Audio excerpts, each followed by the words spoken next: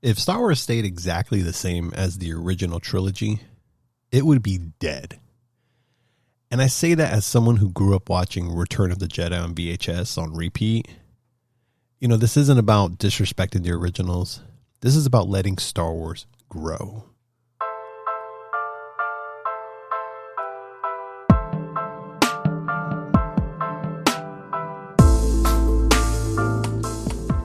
Welcome back to Sigma Duocast. I'm your host, Rick, and today I'm doing a solo episode well in time with May the 4th happening at this point of the recording in about 2 hours, an hour and a half. But by the time you're listening, it's May the 4th, or it's beyond. Either way, we all know May the 4th is Star Wars, the unofficial, official Star Wars Day, I guess, if you will. And so I wanted to talk about something that I've been thinking about for a long time.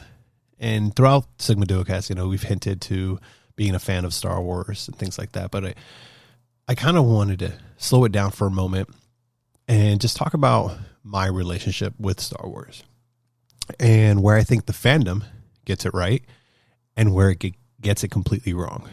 Because, you know, Star Wars is very subjective in the sense of what you like.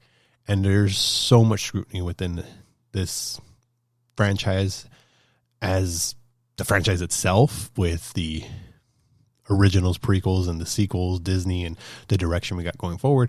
And then the fandom just plays a severe role in that as well. So I kind of just wanted to talk about it. So I have to start with what is my Star Wars story. The earliest memory of Star Wars that I can think of, it has to be when I was maybe 3 or 4 years old, maybe even 5. I mean, it's hard for me to remember earlier today or yesterday, but this is one of those core memories that just sits there. And what it is I used to have, for whatever reason, it was just this one. I don't know if this is the only one we owned. I honestly don't know. But I had the VHS of Return of the Jedi. And for those that don't know VHS, you know, it's a big tape cassette, fairly large, that you would put in what we call a VCR. All you OGs, you know what I'm talking about.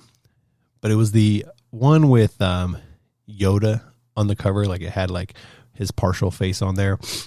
And then on the bottom you had Luke, Vader fighting. They were crossing the lightsabers toward, you know, the scene from at the end of the movie. And then you got the Emperor sitting in the throne behind, purple lettering.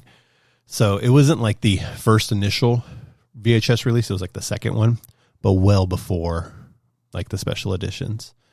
And, you know, I remember just that movie. I used to bring it with me all the time. I watched it all the time. I would always just be throwing it on. And, you know, I didn't really know what was going on. In some cases, it was just entertaining me. I mean, it was so epic in that sense. But honestly, what really pulled me into Star Wars wasn't just the movies. It all originally started with my cousin James, who he's a huge Star Wars fan.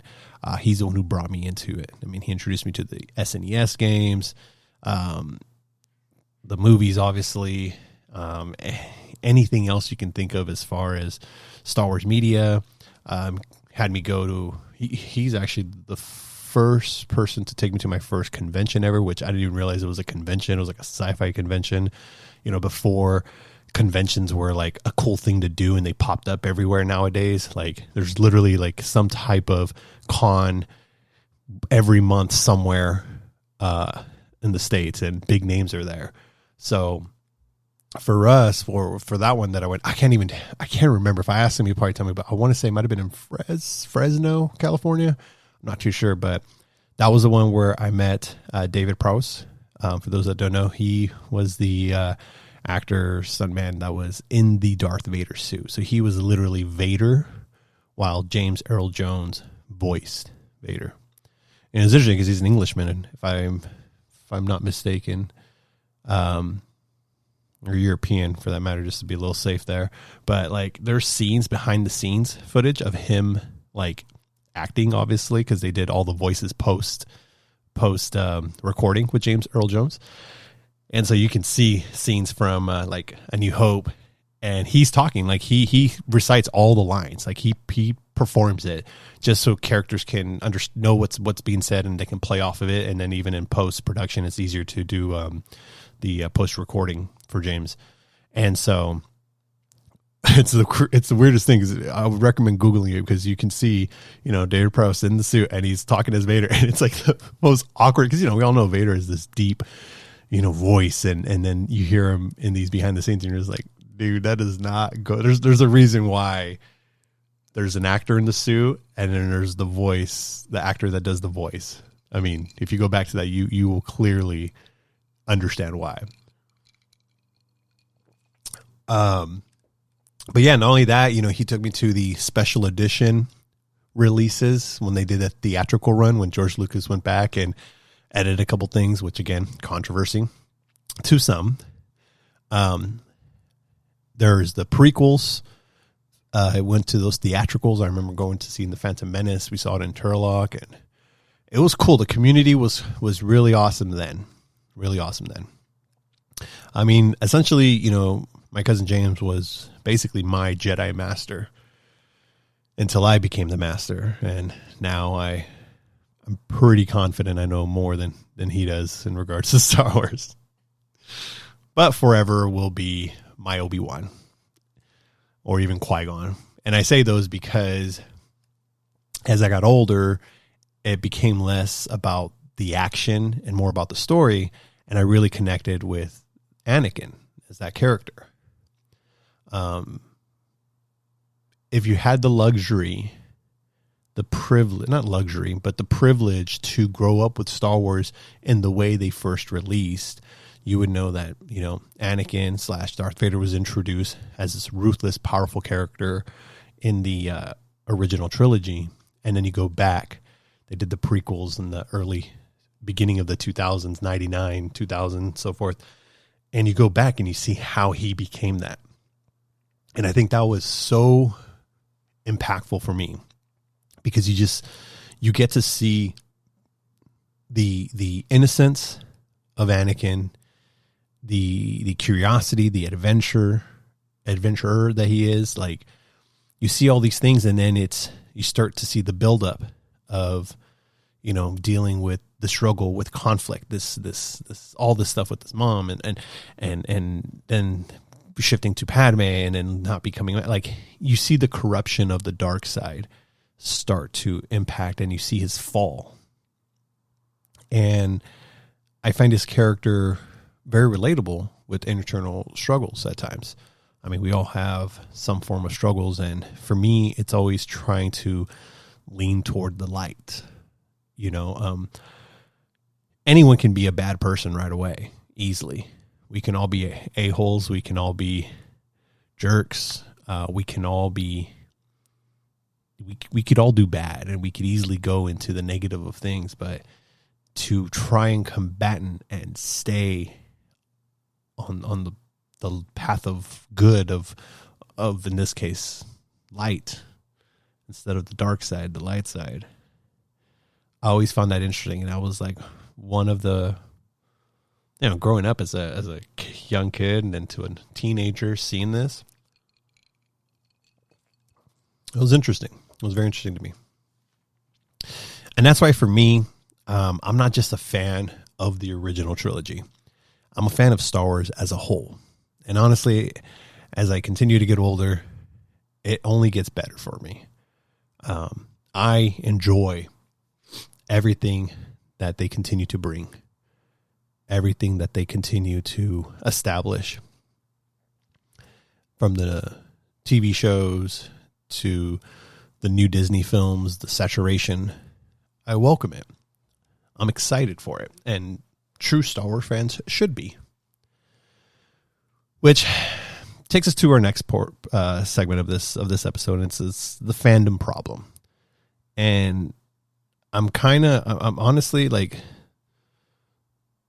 up front, I'm burnt out from the Star Wars fans, and which is fine because I'm getting to a point where, like, at the end of the day, I don't care.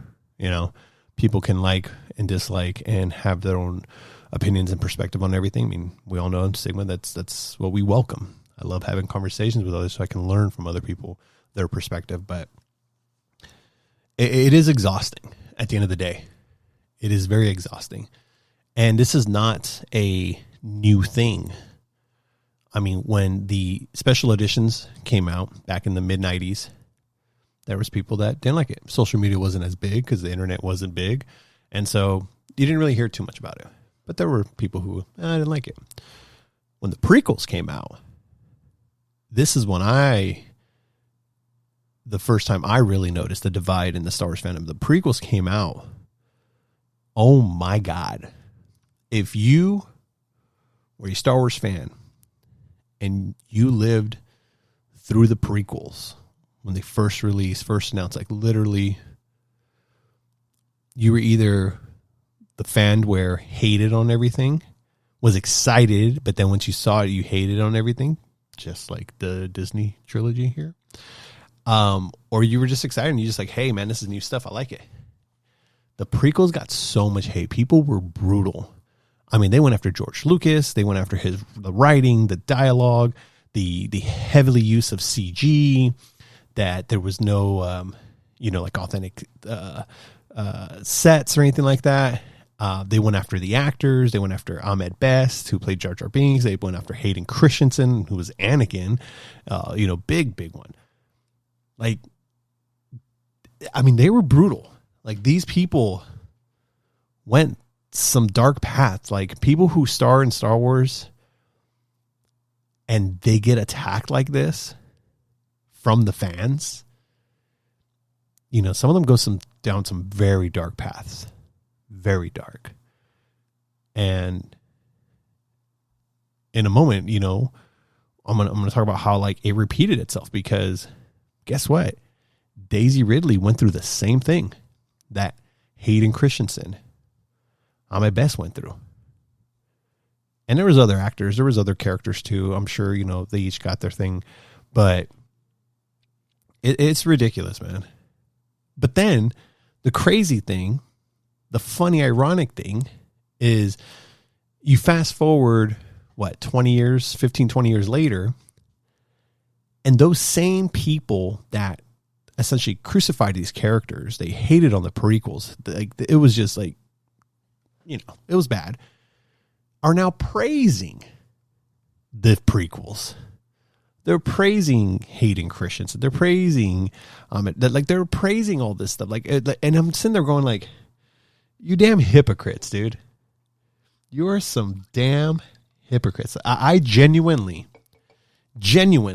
anyone that's my age that lived through the prequels when they released, if you come at me and tell me, oh, they're great this, I would love to have that conversation with you, and I will definitely pick your brain, because I will figure out if you are the original toxic fan.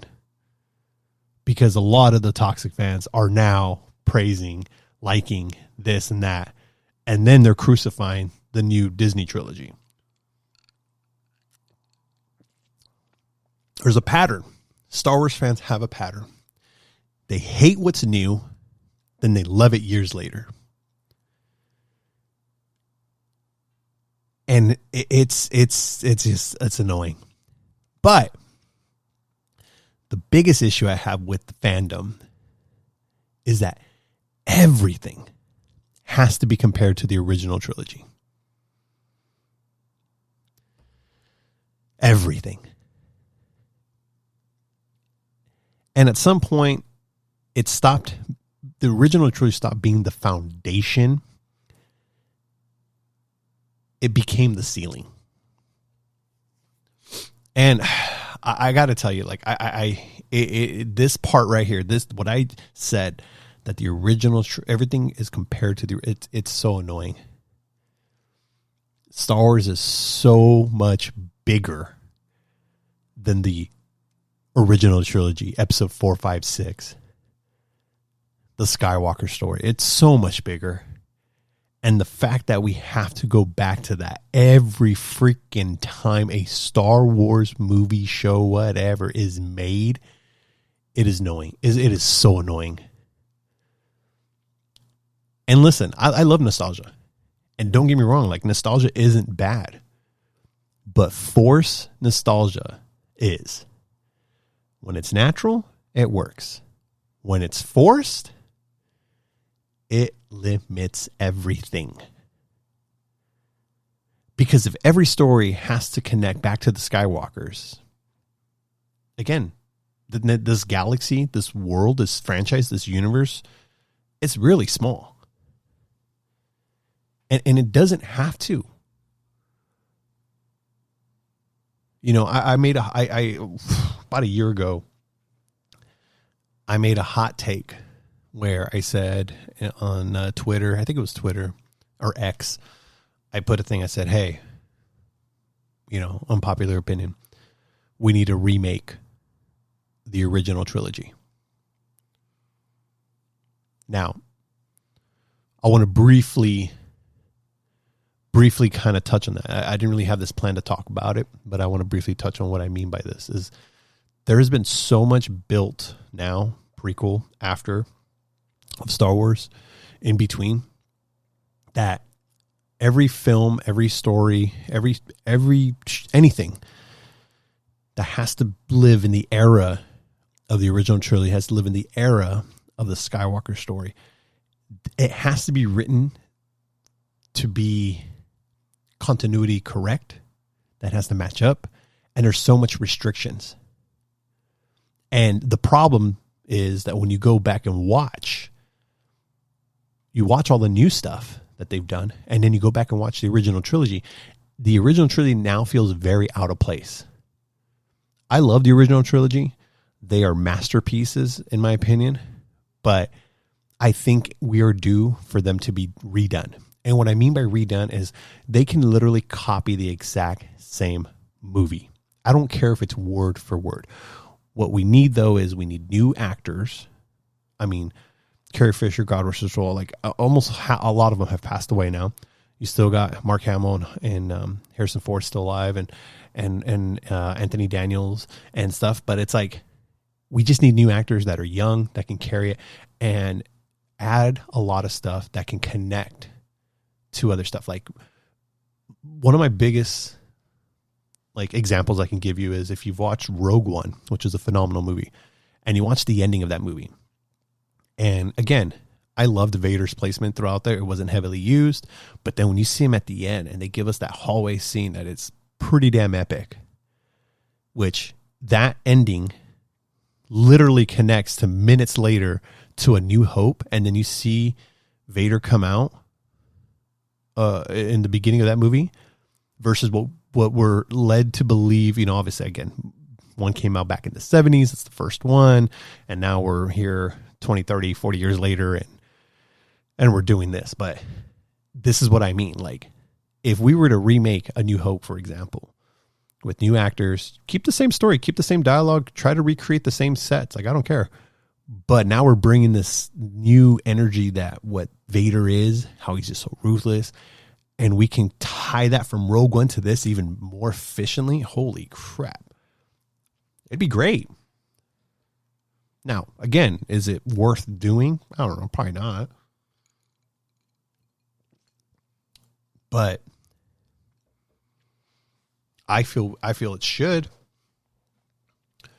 just so we could have new people, new stuff. Because what's next? We're gonna de-age these actors to create stories that take place in between the original or a few years after, like in Mandalorian. You know, like we're just gonna. I mean, we have this movie with. There's a movie coming out with Val Kilmer where he passed away, but he's in the movie. New movie, completely. It's the first one, completely CGI, AI, whatever they're doing. I mean, I don't want that to be the future. I would like people, actors, but at some point, we're all, like we said, we're all people. We all have a ticking clock at some point.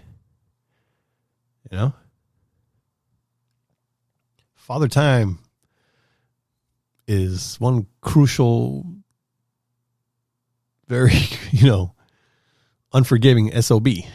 So I just think if we remade the originals I think it would finally probably eliminate, it wouldn't because Star Wars fandom again, but it can clear up some things and hopefully bring it to new light, to new fans. I don't know. Again, that's a whole nother subject. I would love to hear Star Wars fans reach out to me on that. But continuing what we're talking about, like, you know, what I liked about the prequels, because I liked the prequels from the beginning.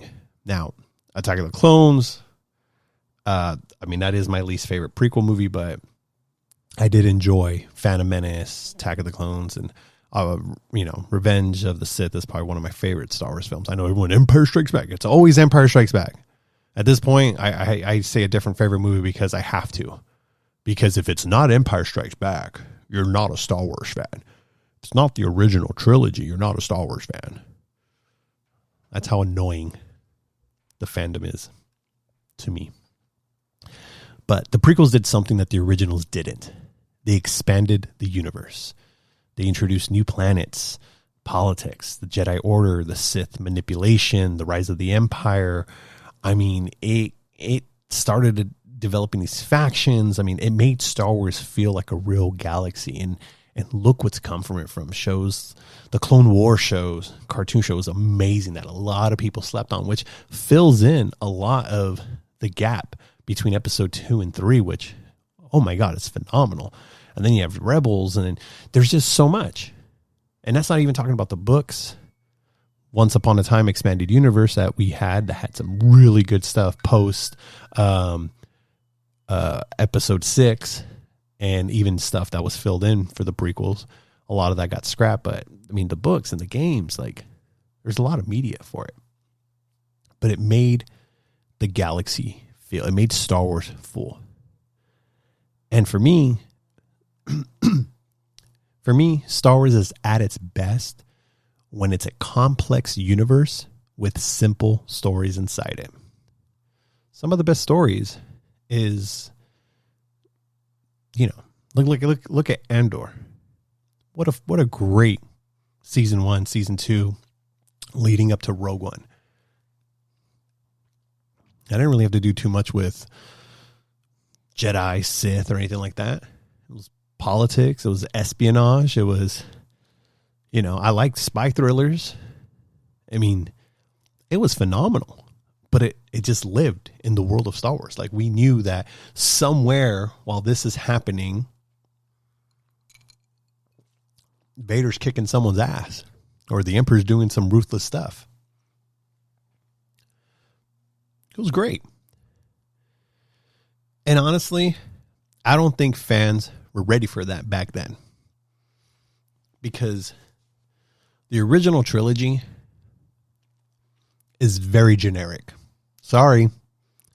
The stories are very generic. They're very straightforward. Point A to point B. Didn't give you too much of point C. It kept a very small characters group. You know, it was obviously Luke, then Han and Leia, along with their sidekicks, Chewie, R2, C3. And then you had Vader. That's it. That is literally it.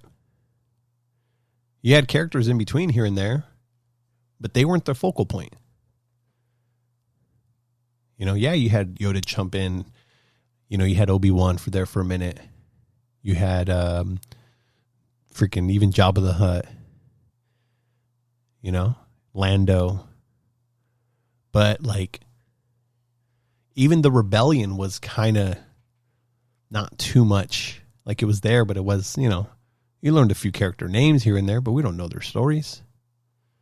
Wedge. People like that, you know? And so that's what I'm saying. Like, Star Wars, the original, it was so generic. It was so small. Again, great stories. As far as focusing on Luke and Han, Leia, and Vader, great. But they were very straightforward. Then came the prequels, and now we just blew everything up. Here's everything. Here's this planet Coruscant that you've never seen in any of the films. You know? The Clone Wars introduces to many different planets, systems. You learned how this emperor and the empire that was tracking Han, Luke, and Leia, and the OG, how massive and how big they are. Like, there's a lot. There's a lot. So, again, OGs, that's cool. They're great. They're great movies, absolutely. But they don't always have to go back to them. So, let's fast forward. Lucas dealing with all the stuff. He wanted to make more, but he had enough. The fandom burnt him out. So he sold to Disney. And I'll tell you right now, when I first heard that Disney was buying Lucas Films, I was genuinely excited, and I still am, because there's so much collaboration they've had before, and Disney's a powerhouse. But when we fast forward to the Disney Trilogy, episodes 7, 8, and 9, I admit there's some fumbles, some big ones too. So what I did recently is I rewatched them all. When episode 8, specifically 7, 8, 9, but 7 wasn't too bad. It felt just like a rehash of A New Hope. But 8 and 9, very controversial. And I'll be honest, I didn't really like them. There were some parts and elements that I liked, but there was a lot I didn't really like. I didn't like the direction. But for me, it came down to one thing: the lack of consistency. You see, when Star Wars was originally created, the OG trilogy, if you will, George Lucas created and wrote all those ones. And he directed the first, and then he had 2 other directors. So there's a lot of work, but at the end of the day, the core element of the story was there. Then you fast forward and he did the prequels. He wrote and directed all those. So the creator was heavily involved, had a sense of direction. He knew exactly where he wanted to go, where these characters were going, how they were going to get there, and he kept it going. With Disney, what they did is they had different writers for each film, and they initially had different directors. J.J. Abrams doing the first episode 7, Rian Johnson doing episode 8, and originally Colin Trevorrow doing episode 9, which he then left, and J.J. Abrams came back to do it and we'll talk a little bit about that in a little bit. But there was no clear plan. And I think that was the first sign for me, the first sign of ooh, this might not be good unless they really got their crap in order, because I look at Marvel, what they were doing at that time, and they were doing a pretty good job as far as creating this multi-character, multi-film cinematic universe with different writers, but there was one producer, Kevin Feige, that was heavily behind it. But again, they had structure and they knew what they were doing. The other big thing was, with all the lack of consistency, was the heavy reliance on nostalgia. And again, if there's anything to take away from the Disney era so far, and I'm talking about everything, literally to just the last couple weeks at Disneyland, is that Disney is trying their hardest to please and cater the original trilogy fans. And I'm telling you right now, don't do it, Disney. Stop it. Just stop. The hell with these fans. Please. Do not let these fans dictate what you guys are going to create, what you guys are going to make. Because there are some great projects and stories out there that have already been scrapped with the fear of it not doing well in the box office or whatever the case may be because of these fans. And you fans, if you're listening and you're one of those fans, should be ashamed, man, to limit and restrict the beloved franchise of Star Wars. You are not, you're not a saint to the fans or to the franchise. You're a problem. So I rewatched these movies And, years later, because I watched them in theaters after that. I didn't even buy Last Jedi episode 8 on Blu-ray. I did buy Rise of Skywalker, but I didn't even open it. It's like put away in storage, one of my bins somewhere. But I ended up watching them just recently. So I don't know the exact math of how long, but it's been some time. And I got to tell you, going into it, obviously with no expectation, I already knew what happened, but I kind of forgot because I haven't seen them in a while. And I just said, screw it, I'm just going to throw it on. Mainly, the main reason why is not only because of Star Wars, May the 4th was coming up, but when I was at work, they were showing Force Awakens on the TV during my lunch break. And that's what kind of triggered me to... Well, one, it was because I went to visit Disneyland for the first time in 10 years. I used to go all the time, go listen to that episode. And it kind of sparked me again. But it was also because I saw that and I was like, damn. And I was watching Force Awakens and I'm just like, it's not bad. Like, there's some cool stuff in this movie. There are some cool scenes, some cool cinematography, some interesting fight scenes, some interesting dialogue. Like, there's great stuff. And there's so much potential. And so it triggered me to watch 8 and 9, and I did. And I got the same reaction from rewatching Force Awakens. Like, there's actually some good stuff here. The characters Rey, Finn, Poe, and Kylo, they actually did have some strong arcs. They just weren't fully realized. I know episode 8 is probably the one that gets the most hate. And again, for some of it, I get it. It's justifiably, rightfully so. But episode 8 actually took risks. It did push the characters forward. But like the prequels, people weren't ready for that. And Luke, it wasn't wrong. It was different. I think the real issue was we didn't get enough story to understand how he really got there. And so this is where, before I touch a little bit on episode 9, this is where I feel the Disney films, they really got it wrong by heavily focusing too much on the original trilogy and the original characters. And this is why I can see, and I understand, I'll be fair, why a lot of fans dislike it, and they always go back to the original trilogy because their 3 beloved characters, the original crew, they didn't get handled well. Let's be real, Han, Leia, and Luke, I think were all poorly used. I believe they shouldn't have been used the way they were used.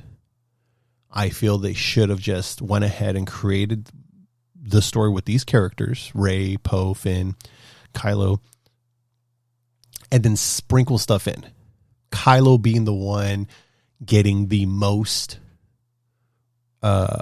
reflection or continuity, connection, however you want to look at it, to the original characters, specifically, well, actually in all 3 of them, because in this story, Luke obviously had a big role, and then obviously Han and Leia, but they didn't explore that more. And it was interesting because, like, with Kylo, I felt they didn't really know what they wanted to do. They wanted to give us what the original trilogy did with already an established Darth Vader, where this menacing this and this, but then they wanted to do the prequel work and try to give us Anakin, where we have, there's literally 3 movies for Anakin, and then there's 3 movies for Vader. There's literally 6 freaking movies to tell this story arc, and they try to squeeze all that into one with Kylo's character. Which, again, I like the idea. Instead of needing 6 movies to explain the story, they could have done it in 3. Absolutely. But it wasn't built that way. And let's be real. Episode 9 Let me see. You know what? Let me go ahead and finish this thought, and then so I can fully complete my initial thought that I'm having right now. And so let me talk about episode 9 real quick. Episode 9 is not great. It really isn't. It has moments. It's watchable. It's enjoyable. Like I could watch it and be like, oh, that's cool.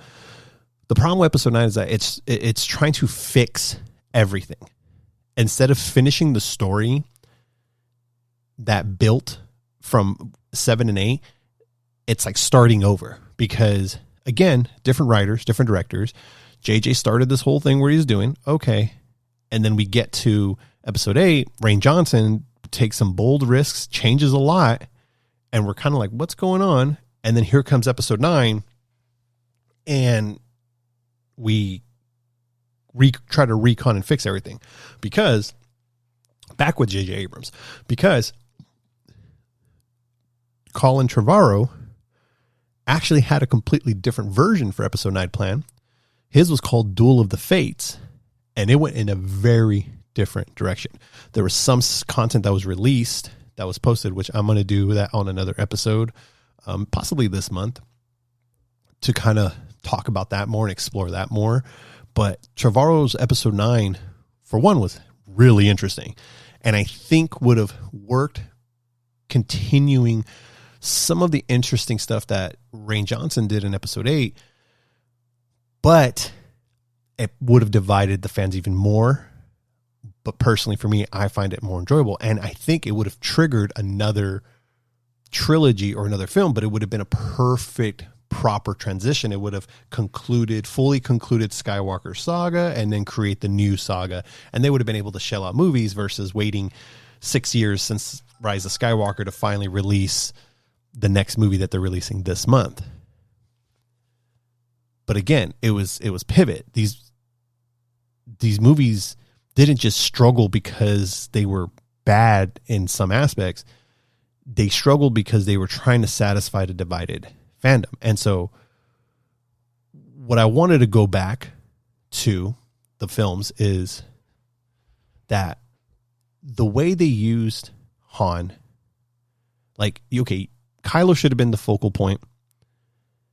Again, they didn't get to complete that story because episode 9, they had to rewrite everything. But he should have been the main one. Really just try to focus on, okay, he's the son of Han and Leia. And then he was being trained by Luke. And it's the most like stupidest thing ever, in my personal opinion. And I know OG fans will agree with this. Luke fans will like, oh, Luke had a vision of the power of what Kylo was going to have. And he had a brief moment of weakness. He triggered his lightsaber and he was about to kill him. And then like, that is what triggered that. And because he had that little like moment, that triggered him to abandon the entire, not only the Jedi Order, but his family and the galaxy, and just go live as a hermit on this island and be all like, it is so terrible. It was so terrible. I always feel like Rian Johnson got the story and he's like, okay, episode 7, there's this character finds a lightsaber and it's like calling to you and you got to take it back to its owner because why is it lost, or whatever the case may be. And then you finally get to that conclusion and handing the lightsaber and it's like just no dialogue, just looking at each other. And then Rian's like, okay, I'm supposed to continue from there. What do I do? How do I explain why he's on this island? How do I do like he didn't know what to do with this whole setup of a story he had. So the easiest thing was like, you know what? Let's just say he's given up all faith. He sees the lightsaber, he tosses it, and he just wants to be secluded. He don't give a crap that people are dying and this new empire, new order is taking over and everything is starting. It is just ridiculous. It is the most like undoing of the story of Luke. It would have made more sense if he like at some point was getting corrupted by the dark side and he didn't know how to fight it, or he didn't know how to balance it. Like he was losing control. Something triggered that. And so now he's leaning to the dark side, and the best thing that he can think would, the best thing for him to do would be to just disappear. Not, not kill himself, but just say, hey, I'd rather just disappear. Which is like the same thing. Like that would have made more sense. Like, okay, you secluded yourself because you lost faith in yourself because you were being corrupted by the dark side. It almost got you. Great. And that would be a great story, a great movie to do with a different actor that takes place, because, episodes 6 and 7, they're like 30 years apart or something like that. So that would have been a great middle movie right there, or something to explore, a TV show season, like the story of Luke or whatever.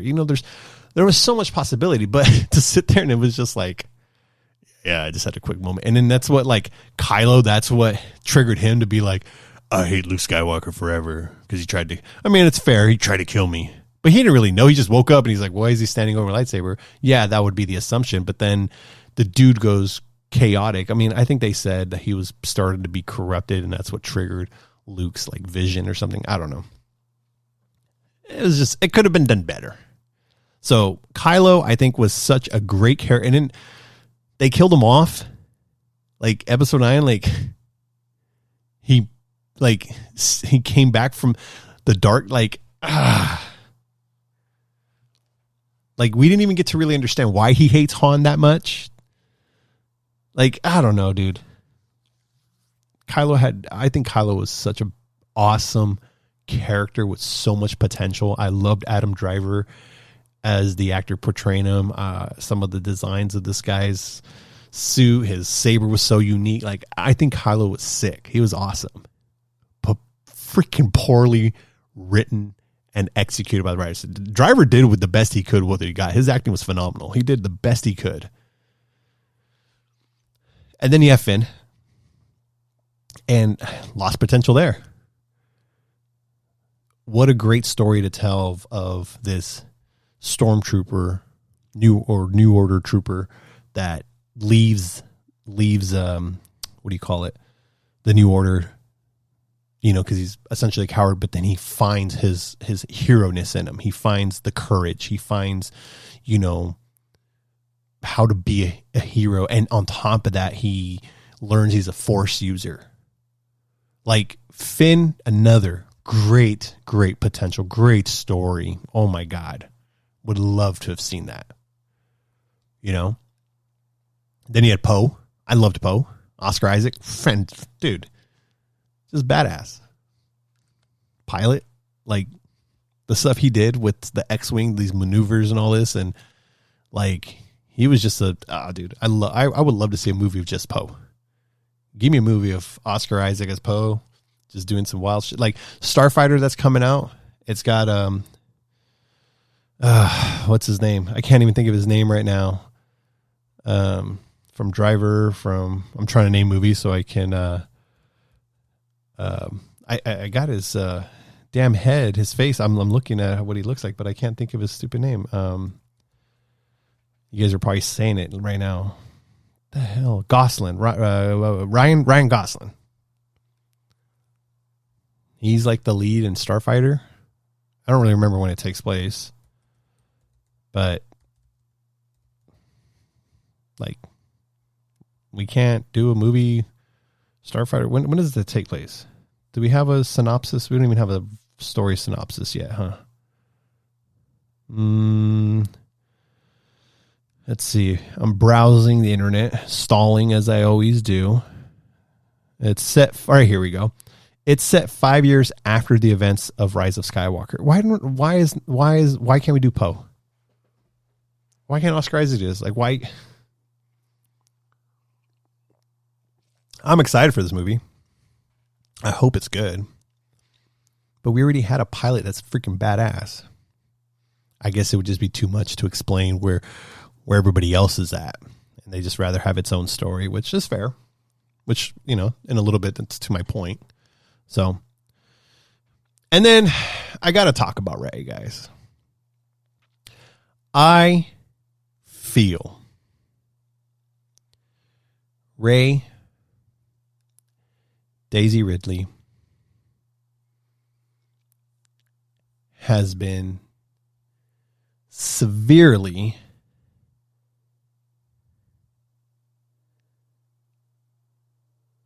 unappreciated, man. I feel the fans just they do too much. I think Rey's a great character. I'll say it. At first, I'll be honest, I'm not going to be a hypocrite. At first, I thought she was a little too Mary Poppins for me, a little too like quick. But when you rewatch the movies and you try to understand who she is as a character before being exposed to the First Order, or the Force Awakens, just her on her own, to as she goes, and then you go back and you watch. Let's go ahead. I got to sneeze, so I'm going to pause this for a second. But then you go back and you watch the original trilogy. Luke was the same way. Rey is literally Luke. The only difference is it's a female. And I understand. I get it. Dudes, Star Wars fans that are guys, older guys, I understand you don't like women in power. I get it. Hey, listen. You need to look in the mirror, my friend. Change that opinion, because there are strong female characters out there. So knock it off. Okay? Otherwise, I'll get Ellen Ripley to throw you out of a ship. Rey's dope. And I think Daisy really did. Again, all these characters did the best that they can with what was written for them. At the end of the day, that's what you really got to realize. But her character, hey, lives on a desert planet just like Luke, has ambition, has all this motivation, doesn't really know her parents. I do hate the connection they did with her parents, by the way, but doesn't really know her parents, is always eager, gets thrust into this whole thing. Yeah, she learns quick, but she's been on survival mode her whole life. She knows how to fight already. Whether, just because she picks up a lightsaber and she's able to use that doesn't mean you have to be trained on how to use a lightsaber. Anybody can pick up I can pick up a sword right now and start going to town. I don't have to be a master swordsman now. My technique and everything might be trash, but I can use it.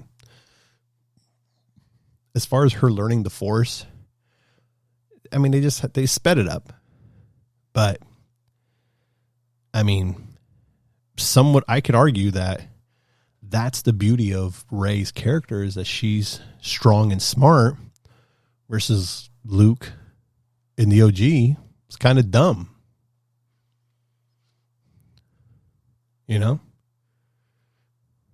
This dude she gets introduced to the Force and then is able to learn, and she knows she's a part of it, blah, blah, blah. And then same thing with Luke. He learned about the Force, and then immediately he's talking crap to Han. Oh, you don't believe in the Force, huh? You don't believe? He's like, nah. Like, all of a sudden you're a believer? Like, you didn't know about the Force either until just a little while ago. Obi-Wan told you, bro. What are we doing here? Again, at the end of the day, the parallels between Luke and Rey, OG Luke and Rey, is pretty damn similar. And people just have a problem with it because it's a female. That's really what it is. You honestly can't convince me otherwise. Again, I acknowledge there's opportunities and they could have done things differently, but hey, they worked with what they worked with. So anyways, long story short, man, I'm telling you right now, the prequels, the sequels, they're all right. They're fine. They're enjoyable watch movies, but the connection that they tried to put, all the nostalgia, all the feel good moments, all of it was just very poorly executed. It was fan service at its max. It was pleasing the OG fans, and that to me is what really hurt the sequels. If they would have just done them more subtle, it would have been best. Kind of how Mandalorian, Ahsoka, have, even Andor, but those ones heavily, how they've kind of like sprinkled in Vader and Luke and Anakin and things like that. It's not forced. It's part of the story. It's planned. Listen, Star Wars needs to move on from the shadow of the Skywalker saga. There are way too many stories to tell. There's bounty hunters, there's pilots, there's new Force users. You have shows like Andor and The Mandalorian that work. They expand the world.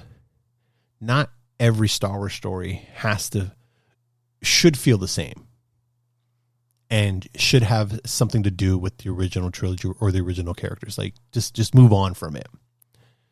At its core, Star Wars is about possibility.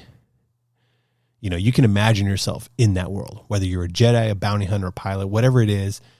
That's what makes it special. That's what makes Star Wars Star Wars. It's just, we got to move on from the original trilogy. I mean, Disney needs to stop pleasing the fans. They just did that at Disneyland, Galaxy's Edge, Batuu, set in a world of, it's its own original thing. It's already been incorporated in the comics and stuff, so it technically takes place in the Star Wars universe, heavily influenced by the Disney trilogy. You have Kylo and the New Order roaming, Rey, and it's all that great. People complaining, oh, it doesn't feel this. It should have been like Tatooine. There's no OG characters. There's no Williams music. It's not Star Wars. It's just not Star Wars. It sucks. So Disney revamped everything. They're now playing the John Williams scores throughout the park. They have a whole new story of Vader searching for Luke. They bring out these, cast members that are portraying the actors, that they're not meant to be the exact replicas of Carrie Fisher, Mark Hamill, Harrison Ford, and yet the fans are still not happy. And it's the OG fans mainly. Oh, they don't look nothing like it. They look like a Temu version, like a cosplayer. They look like they just got random people like, oh, it's good to hear the music, but it's still not satisfying. And it's just like, you're never going to please the OG fans. Just do your own thing, Disney. Just do what you feel is great. Don't worry about the fans. If you're worried about the money, just do better with your budgets and then go from there, man. Like, don't change or make Star Wars movies revolve around the Skywalker saga. We need to move on. Please. That being said, I'm very excited that we're going to have our first Star Wars film in 6 years. Actually, I feel like it might have been longer than that. Yeah, about 6 years, maybe close to 7 years. It's the Mandalorian and Grogu film. Yeah, I like the show. Show's good. I just don't really know if we warrant a movie. Like, this is its own topic in its own. Because they were supposed to do a season 4, but then they canceled season 4, and they said, instead of making a season 4, we're going to make a movie out of it. I feel like I got to go back and watch all the Mandalorians before May 22nd.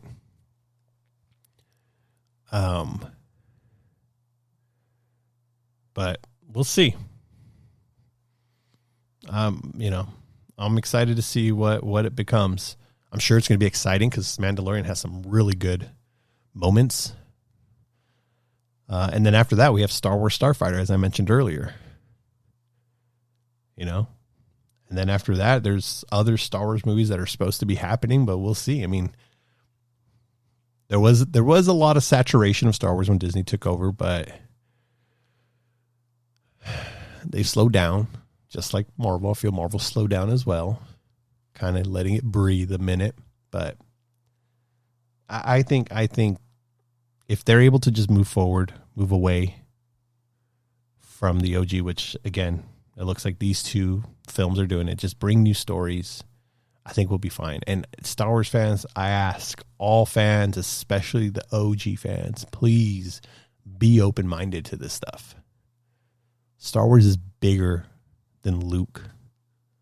It's bigger than the original trilogy. John Williams made some great music, but there are a lot of other great composers out there. I'm not saying that one's going to be really bigger than John Williams and a lot of his iconic music, but it's like, come on. There's so much more. Let it grow authentically. Let's not create the CG AI world of things. Like, there's great stuff out there, man. So, anyways, as I come to a close here, Star Wars to me is adventure with infinite possibilities. It's more than just a trilogy. It's memories, experiences, moments in my life. And yeah, there were times where the hype dropped. But again, recently, going to Galaxy's Edge, it reminded me why I love it. It reminded me of why I'm a Star Wars fan. It reminded me of all the movies, the books, the video games, like Knights of the Old Republic. Oh my God. Like, just live in the world. Be one with the Force. You know, as what's his name says in Rogue One. Star Wars isn't just the past. It's everything it can still become. I hope you guys enjoyed the episode. If you haven't seen the Disney trilogy, go back, give it another shot. You know, look past the OG references and the characters. Look at the new characters and their potential, their possibilities. Hopefully you'll have a different perspective on it, but I think those movies need a little fair shake. Again, it's still got a lot of problems, but they're not that bad, you know? And hey, at the end of the day, may the Force be with you.